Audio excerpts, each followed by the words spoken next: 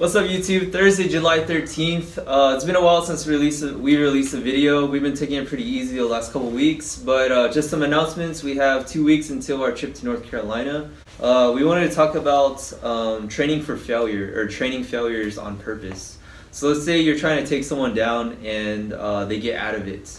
Usually in Tegami that happens all the time, but if you're drilling with a partner, it makes sense to say like, let's stop, let's try to recreate that, and let's try to drill that specific response again, right? So our thing is every movement in Kata kind of works with the movement before it and the movement after it, right? So let's take like Pinang Goldan, here, here, and here.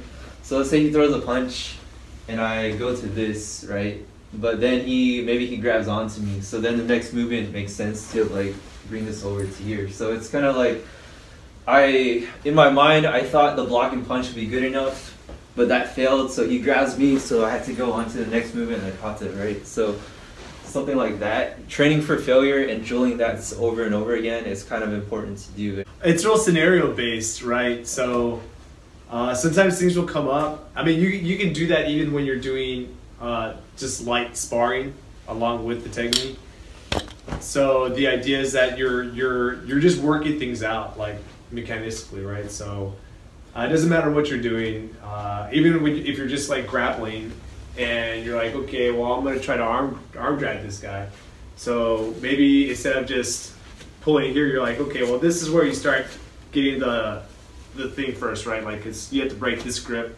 Or maybe you push, pull it, then you push, pull it, and you do that number. So you're like, okay, well, arm drag single, right?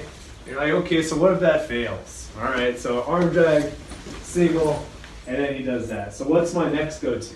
So the thing is, like, in order to be like really proficient, is you have that step should happen. Like you should have this working process, right?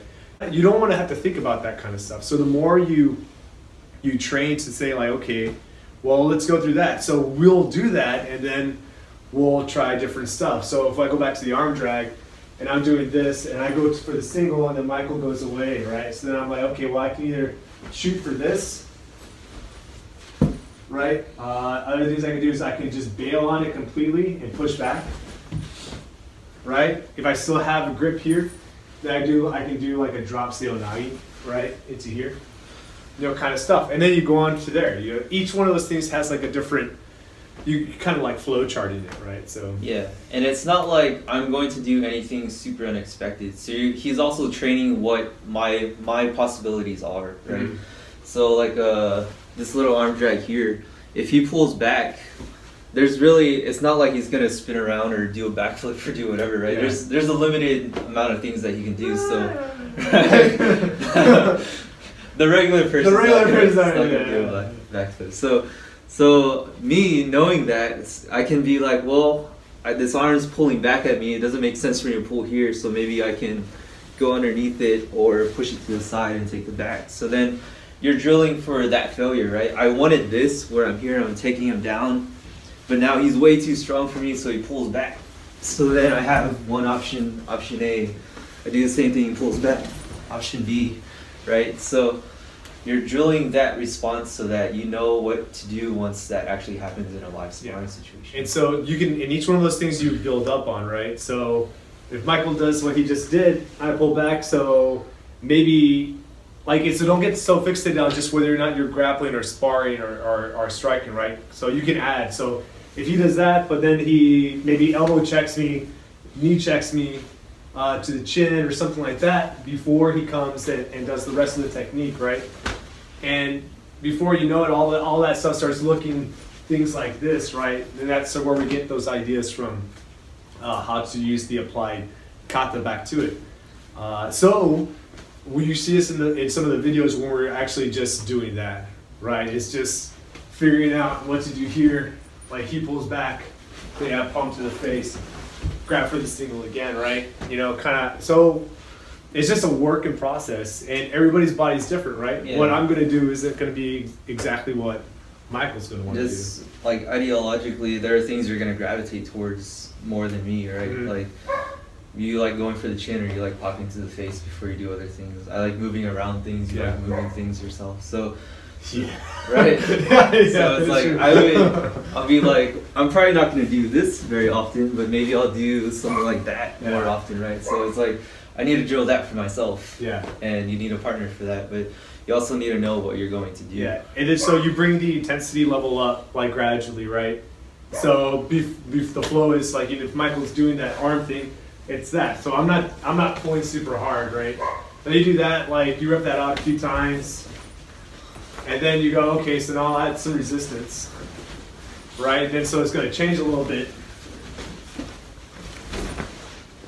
right? So then if we go harder and I start adding more stuff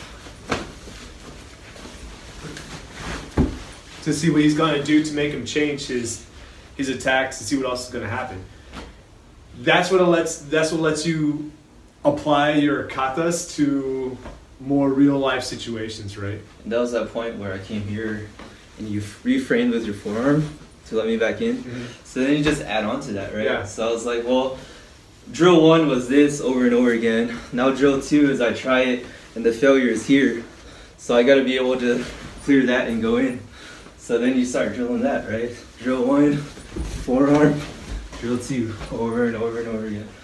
So it builds upon each other just by how your partner reacts to things. Yeah. So and then you'll see if you use the stuff from the katas, they'll change with like the growing intensity, right? Because you may have like a real basic knowledge or basic idea of how you're going to apply that form. So the more aggressive your opponent becomes, the more that form will change, right? And that's okay. That's what's going to happen, right? Because you can only keep this up for so long, right? Like somebody has to be lighter than you or not as strong as you for you just to be able to like firmly plant and keep this up like the entire time. Yeah. So if he's stronger than you, or if it becomes more aggressive, then what happens is this becomes this, and then he's much closer, right? So from here, there's things I can do, right? And then there's things that I can do here, right? But if you start applying the kata different ways, it's just gonna change what happens. And so you have to move through all those levels, right, to see how you're actually gonna apply it. So let's do a quick demo. I guess make it as organic as possible. Choose a strike that I'm gonna strike you with. But I am organic. I don't know. What do people throw nowadays? People call us out on not throwing correct jabs, right? So let me throw a jab. No, because I leave my we leave our hands out there. Yeah, that's right. Yeah. I'm sorry. Like when I try to hit people for real, that's what I do. I just do this number. So I'm going to rhythmically just do that. Yeah. Well, are you trying to hit me with your jab? Well, let me just put it in front of your face at a higher velocity than normal. You're going to respond to it, and we're going to drill that. Okay, so let me just tell you guys right now. Guess what you can't do? Catch a jab. That's like, like no, I'm sorry. Just wait. Maybe some people can. Yeah. But that's, come on. Honestly, no. Okay. Ready? Yeah, sure. Which hit? That's short no, I was kidding. All right.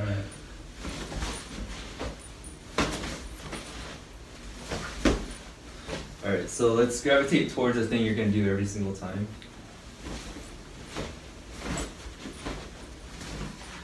Now my response to that, because you're coming in, I'm going to push you off and try to go for a right straight.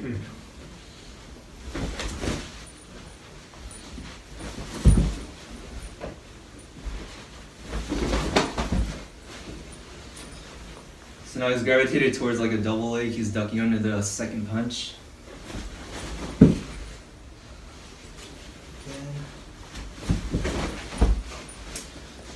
So my response to that is I'm probably going to cross face you here.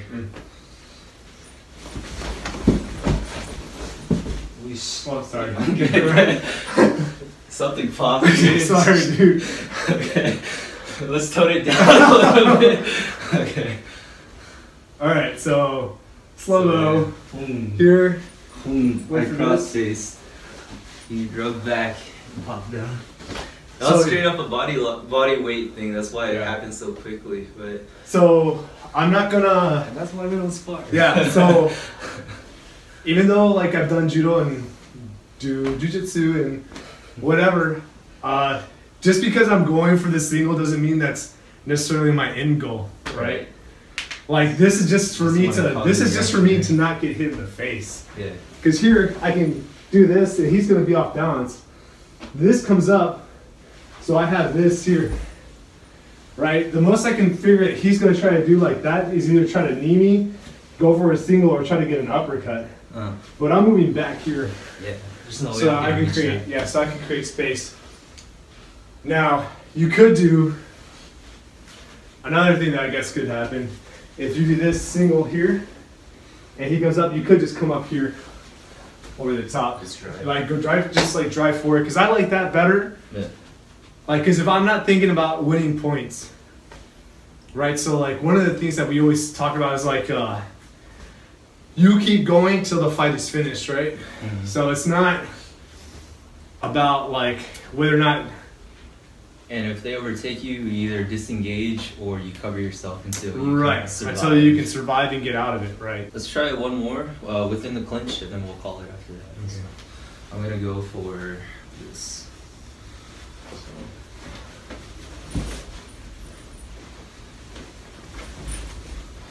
So I'm trying to go for this. Aaron turns out of it naturally, so my response would probably be to try to lift this up. So one was this, he turns out and I lift up. Okay.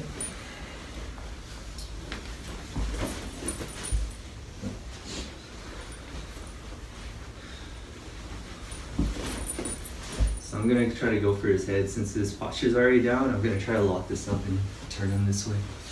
So that'll be my 3.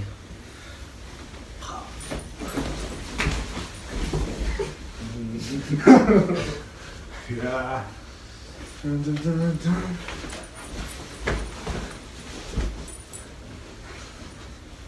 You always end up somewhere there. With that double leg or with this thing. Yeah, well that happens, right? Like if you're, that's like the easiest thing to do, because if you're here and you're twisted up in here, Just dive. Yeah, just dive for this, right? Yeah. That or here. Yeah. And then try to either push into you or try to just get completely out of it. But if you get completely out of it, right, like I would like, we don't do this in practice a lot, but I would like to do. You probably just slim it to me. Yeah, like throw this hand over the top and just whack, just right on the back here. Right.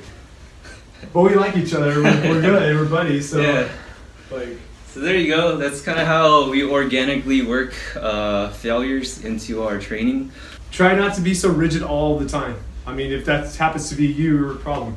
I mean, I don't know if it is or not, but some people get really tense and really rigid. Yeah. Like you can't do stuff like that when you're tense and rigid.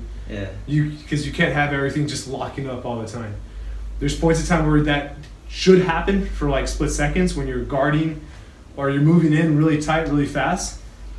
But other than that, a lot of that stuff is being able to move your joints around very fluidly. You know, even falling into your opponent. I mean, that's the thing that I tend to do, right? Is I make you carry me. Yeah. What helps is like don't be afraid to fail, because this is you're training at the dojo, right? Yeah, right. Like you're training with each other. Like it shouldn't be. You're not trying to win. Yeah, there's no winning, right? So it's just being successful and helping each other out. So yeah, all right. The enemy's out there. The enemy's out there. Later, guys.